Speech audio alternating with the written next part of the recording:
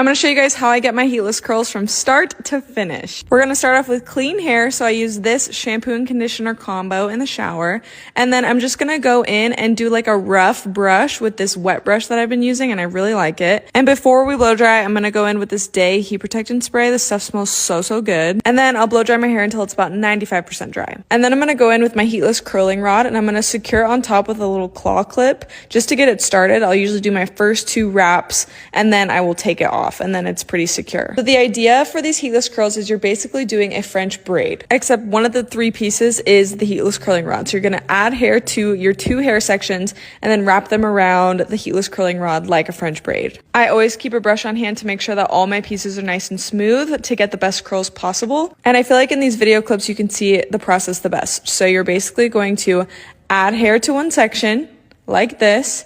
You're going to wrap it around the heatless curling rod. You're going to add more hair to the other section, wrap it around the heatless curling rod, and you're just going to continue that process all the way down.